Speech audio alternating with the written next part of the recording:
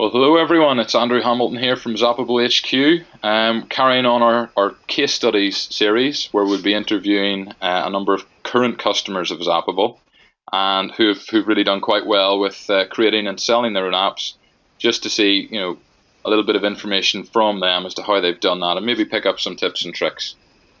So today we're lucky enough to have Gary Levesque all the way from Canada, who's been doing a great job, and we'll get straight in and introduce you. So, hello, Gary. Welcome. Hi, Andrew. Thanks for having me on. It's actually well, my pleasure to be online with you today. Oh, it's our pleasure as well. It's great to have you here. I suppose the best way to start would be just to ask you to maybe tell us a little bit about yourself. Just a couple of minutes to tell us about the person behind the name. Oh, absolutely. I'm actually a natural-born Canadian who's been born and raised here, served in the military, been in the military since 90. I've had the pleasure to work with some high-level folks in Dan Kennedy and Steve Forbes as I was preparing to transition out of the military. Certified business advisor for GKIC International Marketing Company. I'm a best-selling author, and when I latched on to an opportunity, one of my connections gave me that. I saw that, and I went, "Oh my goodness, this is actually where I wanted to go with the next evolution of marketing." So when I saw that, I saw that as an opportunity, and it was actually I said, well, let's go, let's give it a shot, and then see how this is going to go. So but that's where I've come from, this military background, and heading towards the business career, and having some fun with it. Brilliant, fantastic. Well, that sounds very impressive. My goodness, the links with Dan Kennedy and everything, especially super copywriter. That's fabulous. Really interesting stuff. So great stuff. Okay, Gary. Well, moving on. Yep. So taking it to the app business and to Zapable. So how many apps are you aware of how many apps you've actually created so far, and more importantly, how many you've sold? As it stands right now, I mean, I've created and discarded a few, so I won't count those, but the ones that are actually in the inventory right now, I've got about 12, and ones that I've actually sold, I'm standing at about 4 as it stands today. And those are in different levels of production based on client input and some of the amendments. What I did with the 12 is I created some as I was approaching businesses, and I decided to do some demos, just a different. It's easier for folks to have see and touch something sometimes than it is to just conceptualize. So I created a bunch, played around, made some mistakes, but then I zeroed in on. At 4 right now, and I've got a bunch more that are in the mill. I've got about another 5 or 6 that we're working on demos right now, based on just initial conversations with folks and where they would like to see the product go. They haven't even committed to purchasing yet, but just by what they see, they see potential. So they'd like to see what we can do with the demo, and then go from there. So I've got 12 done, 4 sold, and 6 more in the cooker. 6 more in the pipeline. That's great. Excellent. Well, it moves us nicely on to the next question, which I'm dying to know is, what sort of niches have you been building these apps for? And yeah, I mean, have you stuck to a particular niche, or have you kind of spread it around a bit with different industries? Well, it's funny. I'm glad you asked that, because I thought I had it zeroed in at first. I thought, fitness is a good online. It's got a lot of interest in a lot of the JV networks and all that good stuff. So I thought fitness might be a good one, and that was actually the first one that I sold, was CrossFit gym. And somebody that I knew, ex-military, who was looking for the next level of marketing, and I thought that's where the bread and butter was going to be. Hit a couple of restaurants and pubs. Because of some of the features there. That's actually, we've got a couple there. Where I think we're going to go, and it might be a little bit challenging, so it's kind of a two-pronged answer. Essentially, the directory feature is going to open up a whole bunch of stuff. Those will be the big clients. That's where the big money is. But with the big clients comes the bigger challenge. So I'm not sure what kind of response I'm going to get. I've had some good response from a recreational vehicle dealership Hmm. and an association. So I'm focusing in a little bit on that. But my bread and butter is the small mom and pop shop that has an idea about marketing and would like to get maximum return on investment and a big bang for the buck and understanding where marketing trends are going. So, um, the directory ones are big, the trade show ones are going to be big, but I'm still inclined to lean on my original pubs and fitness facilities. Fabulous. There's lots of them around, right? Absolutely, absolutely, and they're good. They're very much community-based businesses. They like to communicate with their customers, and that sort of a level. I think those are two great industries to Absolutely. put on.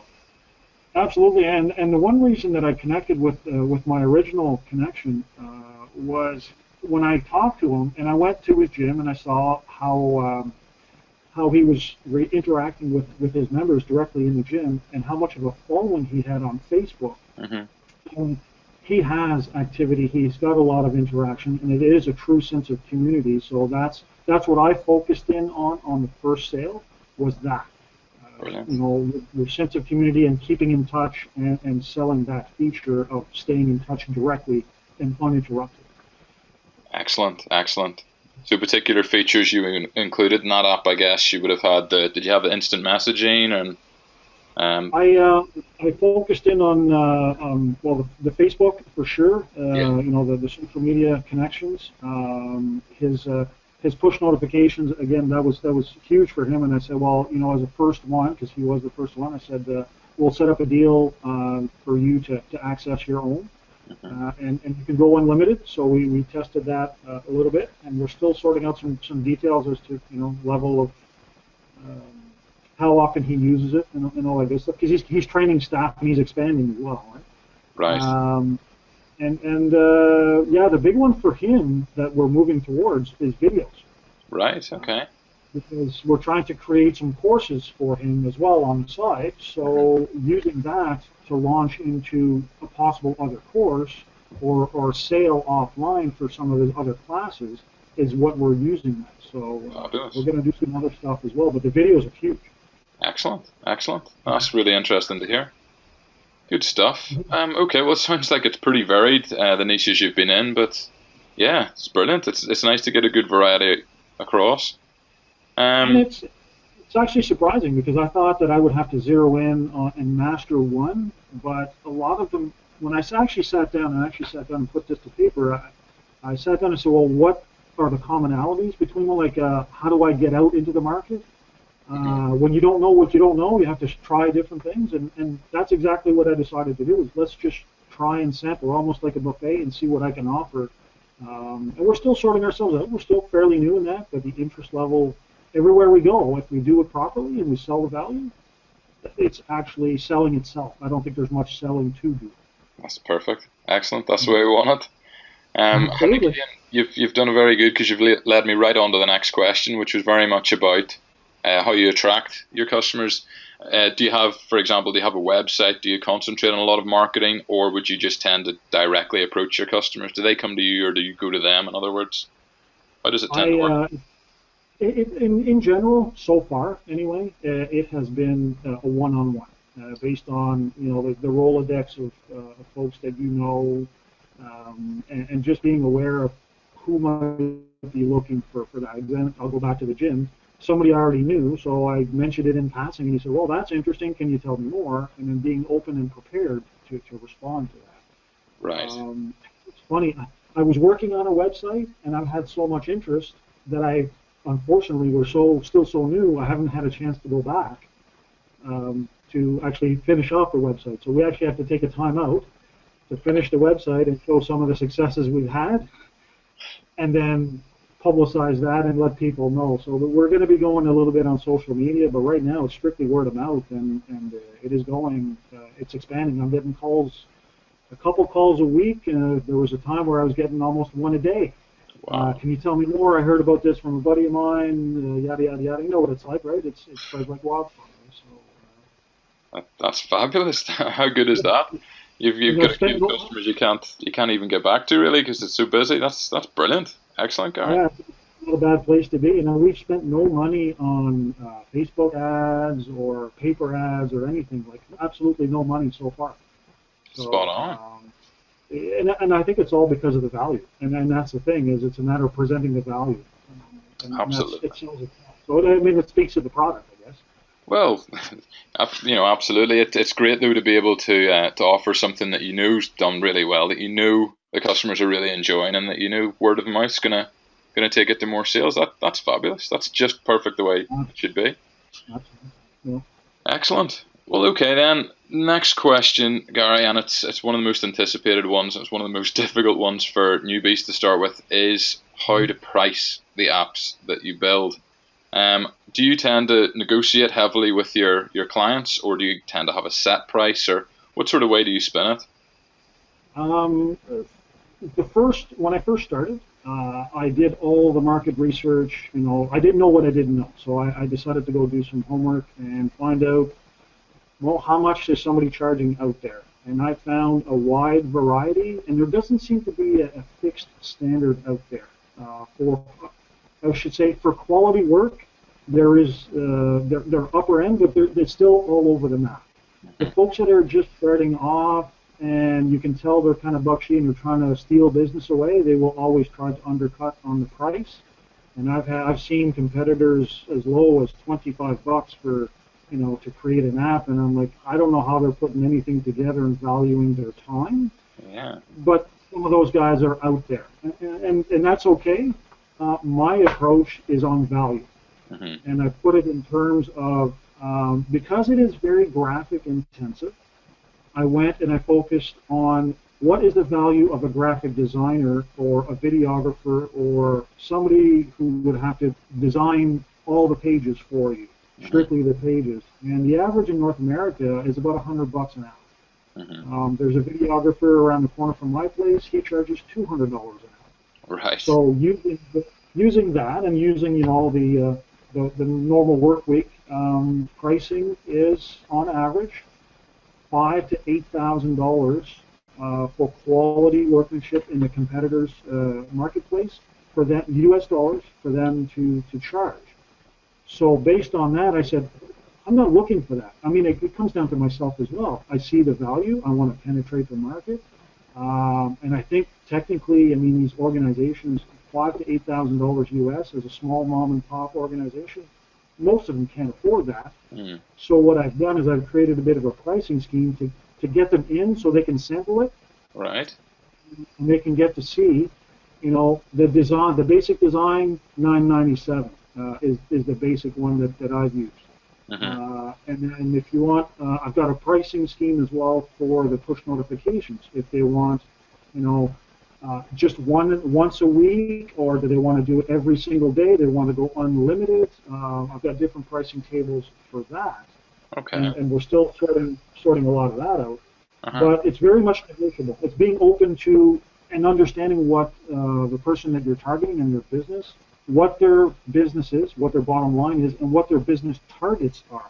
Yeah, sure. So we can better price that. And again, I concentrate on the value. And I'll be honest with you, so far it's sold itself. And I've experimented with different pricing. I've got a guy right now who's going to pay me $19.97 plus a monthly. Nice. And he had no issues. He said, "Yeah, that sounds good to me. Let's go." Yeah. And tell me more later, but let's just pull the trigger on this. So that's one of the ones I'm working on right now. Sure. No, that sounds like a really reasonable approach. Well, you're quite right. You know, you're going to have different businesses. You know, they're going to have different money to spend. You've got to kind of look at that, and you've got to look at what you can offer and just base it around that. So, yeah, it makes a lot of sense. I mean, and what the other one I did as well, sorry to interrupt, the loyalty cards and the discount cards, what I did for pricing for those is I went to, traditionally the businesses that use those features are ones that are offline, and they like to use the old hard copy, the old printed ones, you know, that you have to actually place a stamp on the loyalty card before you actually get a benefit out of it. So I went to that, and locally some of the printers and the newspapers, they offer those coupons at a certain price, and I said, okay, well, I'm going to based on value, I can either match it or put it as an add-on, or even I bundle it. And that's one thing that I've done is, well, they were kind of balking at some of the other features. I said, you know what, give it a shot. Let's just bundle it, and if it brings you X number of customers, we can do it on a percentage of the business it brings in, if you wish. Sure. And being flexible, and that seems, it's generated interest. We haven't really closed anything on that side, but it's generated raised eyebrows for sure. So I think that might be an interesting approach for somebody to use as well. Yeah, definitely. And so obviously, along with your start, then you've got your monthly payments that they give you as well. What on average would you tend to charge a month, or is it completely based around push notifications and different features or whatever else? The monthly is primarily on the push notifications and the follow-up interaction. I haven't, it's funny, on the community discussion group, we talked a little bit about the monthly maintenance fee. Now, you and I both know that the maintenance, it's a stable platform, and the maintenance is very, there's some required, but from our perspective as the salesperson on the front line, there's not a whole lot of maintenance for us to do. That's very much invisible. It's backdoor dashboard type stuff. So to charge for that, I haven't gone there yet. Right. It's primarily the push notifications. I mean, I guess I could, because somebody asked me how much to maintain it monthly, like as if I was maintaining a website. I haven't gone there yet. It might come up later, but for now, I haven't touched it. No, that's cool. That's interesting. Excellent. Okay then, Gary. Well, just talking about Zapable itself, how you say, like, you've pretty much been in from the start. How have you found it as a product? And I mean, we've talked a little bit about features, but are there any particular features with Zapable that you think are particularly good? Over to you. I mean, for me, the push notification was absolutely foreign to me. And when based on my background, I mentioned earlier that I'm a certified business advisor. The company that I work for, the founder of the company is an old, he says, nose to nose, toes to toes, old salesman. He's been at this for over 40 years. So he's a direct marketing type guy. And so it's about touching the customer directly and how you can reach them. So I related this, and I haven't really coined the term yet, but this is essentially digital direct marketing with the push notification. I can reach out and touch somebody directly, and really they can't turn me off. They've subscribed to me, and I can go out and touch them, and it doesn't go to a spam filter. So I went, this is phenomenal. That is the key feature from a marketing perspective. The other one that I really like is the geofencing. That we can set that, and for a restaurant, especially in an area where I'm working out of right now in Vancouver, which is so densely populated.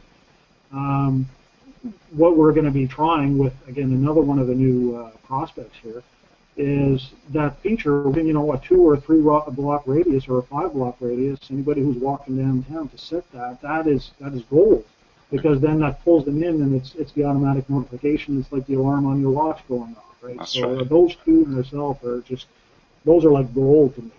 Yeah. And a lot of the other ones are really nice, but those I think are the ones that excite me, we'll say, if in deep talk. And for the old mom and pop ones, the interest level seems to be on the loyalty cards and the coupon cards, because a lot of the offline folks, that's what they really relate to. Fabulous. That's really good. Excellent. Oh, good stuff. And I think you've been fairly active on the Zapable community, and I don't know if you've had any dealings with the support team yet, but are there any comments on maybe the online training that we offer, or as I say, the community, or anything else? It's sad to say. I mean, I was very, very active at first when I wasn't building the apps. I'm overdue to go back, so I apologize to the entire community, anybody that might be listening to this. I haven't been back in a while. I like to pay it forward. They've been very, very helpful right from the onset. And very, very supportive. Lots of different levels of interaction, experienced folks, and all that good stuff. The tech support, I never had an issue, really. I had a little bit of a glitch, I think, starting off. I didn't know where I was going, and it was very prompt, and no questions asked. I mean, it's like, okay, here's what you do, bang, bang, bang, and off we went. It was done.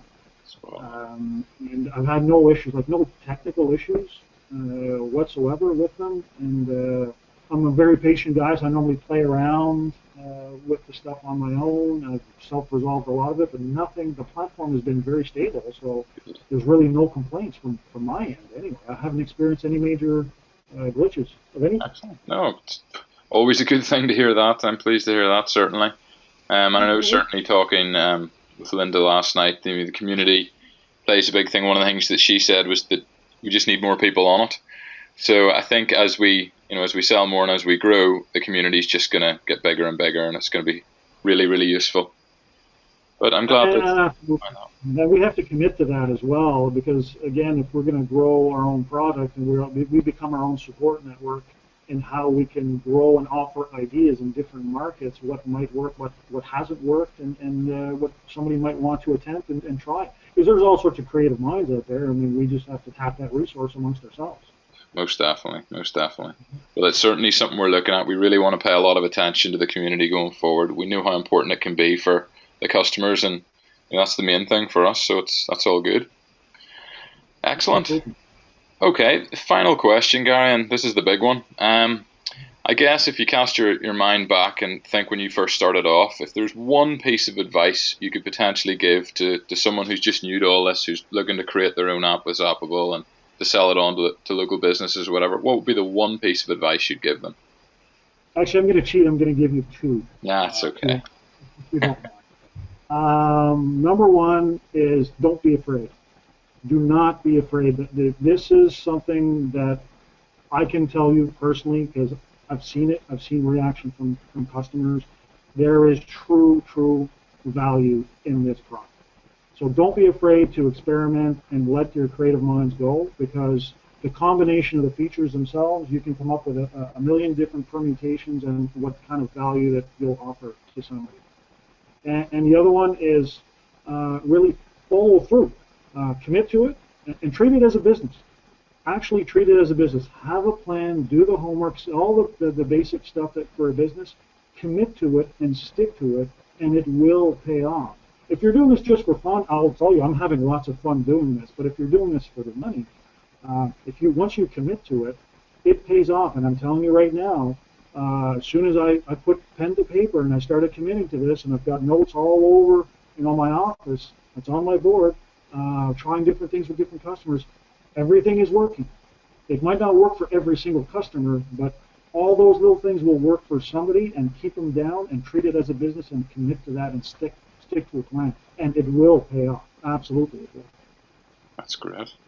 Excellent. That's so fabulous. Sorry to cheat. I didn't mean to cheat, but oh, we'll let you have that one, Gary. That's no problem. That's really good advice. Thank you so much for that. That's brilliant. And unless you've got anything more to add, then I think that's pretty much us, really. One of the things that we're actually doing, and I mentioned videos a little bit, is we're actually combining some other stuff from external. And I think if somebody's going to treat that as a business, this is a valuable tool, but it doesn't need to be the only tool in your toolbox.